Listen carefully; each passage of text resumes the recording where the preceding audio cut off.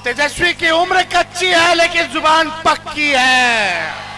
जो कहा वो किया, जो कह रहे हैं वो करके जाएंगे।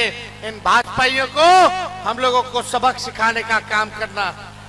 आज नीतीश जी की स्थिति आप लोग जान रहे, बीमार हैं, बूढ़े हो गए हैं, अब उनसे सरकार नहीं चलाया जा रहा है।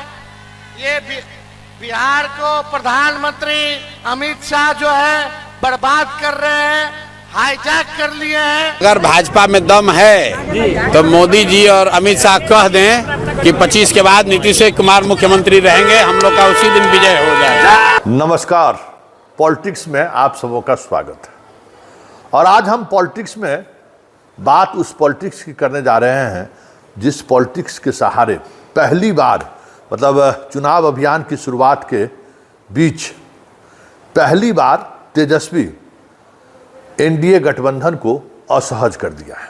जी हाँ, चुनाव अभियान के दौरान बहुत सारी चीज़ें हुई, टिकट बंटवारा को लेकर हंगामा हुआ, महागठबंधन के आपसी कोऑर्डिनेशन को लेकर समस्याएं हुई, कई तरह की चीज़ें सामने आई और महागठबंधन लगातार आलोचना के शिकार होते रहे। तेजस्वी के नेतृत्व करने की क्षमता पर सवाल खड़े होने लगे, कई तरह के सवाल खड़े हुए और तेजस्वी दिख भी रहा था बैकफुट पर, 20 दिनों तक जनता के बीच से दूर रहे। लेकिन उन्होंने एक ऐसा सवाल खड़ा किया है जिस सवाल ने पूरे एनडीए गठबंधन को असहज कर दिया है और लगातार अब एनडीए गठबंधन के अंदर इस बात को लेकर मंथन शुरू हो गया है कि कुछ न कुछ निर्णय तो लेना पड़ेगा, नहीं तो तेजस्वी जिस तरीके से इस मुद्दे को उठा रहा है, ऐसा ना हो कि एनडीए के लिए भारी पड़ जाए। आखिर वो मुद्दा है क्या? आखिर ऐसी कौन सी बात तेजस्वी करना शुरू किए हैं हर मंच से, कल से, जिसकी वजह से पूरा एनडीए असहज हो गया है। भले एनडीए कह रहे हो, एनडीए के सेकेंड लाइन के बिहार के तमाम नेता भले ये कह रहे हो हैं, थे, हैं और रहेंगे, फिर भी बात नहीं बन रही है। आप समझ गए होंगे कि हम किस मुद्दे पर बात कर रहे हैं, सही समझे। हम बात महागठबंधन में मुख्यमंत्री और उप मुख्यमंत्री के चेहरे की घोषणा के बाद लगातार एनडीए पर दबाव बढ़ने लगा है और कहीं न कहीं नामों की घोषणा के बाद जो एक सर्वे आया है, उस सर्वे ने भी दिखाया है कि तेजस्वी को लेकर गोलबंदी तेज होने लगी है। और इस दौरान सर्वे की रिपोर्ट के आने के बीच जिस तरीके से तेजस्वी ने अब अपने मन से यह कहना शुरू कर दिया है कि बिहारी चलाएगा या गुजराती चलाएगा, ये एक ऐसा इमोशनल नैरेटिव को उन्होंने सामने लाया है कि पूरी एनडीए असहज हो गई है। और इस असहजता के बीच प्रशांत किशोर ने भी कुछ इस तरीके का तंज कसा है कि पूरे बिहार की राजनीति जो कह सकते हैं कि उस नीतीश कुमार के उस एक्शन के बाद एक अलग दिशा में चल दिया था। मतलब वो एक्शन था टिकट और सीट को लेकर। अचानक जो नीतीश कुमार के कार्यकर्ता, नीतीश कुमार के समर्थक निराश हो चुके थे, उसके अंदर एक जान फूंक गई कि बा नहीं, नीतीश कुमार पॉलिटिकल डिसीजन लेने में सक्षम है। और उम्मीद जगा लोगों को कि नहीं, तमाम जो वो ऐसी चीज़ें थी उसको नीतीश कुमार ने कंट्रोल कर लिया और काफ़ी पॉजिटिव चीज़ सामने आई। लेकिन जब से तेजस्वी ने ये सवाल खड़ा किया और प्रधानमंत्री जब से नेतृत्व के बाद मुख्यमंत्री पद को लेकर घोषणा करने से बचे हैं, बिहार में सुगबुगाहट तो शुरू है। तो जरा सुनिए तेजस्वी ने क्या कहा है। और आज प्रशांत किशोर ने जो कहा वो समझिए कि उस सियासत को थोड़ी और हवा देने की कोशिश। प्रशांत किशोर क्या कहते हैं, उन्होंने कहा कि घोषणा कर दे तो हम बैठे बैठे जीत जाएंगे। मतलब उनको पता है कि ये जो नीतीश कुमार को लेकर जो बातें चल रही हैं, उस बातों में शाह और मोदी पूरी तरह से उलझ गए हैं, इसलिए अब चुटकी लेने का वक्त आ गया है। तो पहले जरा इसकी बातों को सुनिए, तेजस्वी ने क्या कहा है और आज प्रशांत किशोर ने क्या कहा है, जरा पहले दोनों सुन लीजिए।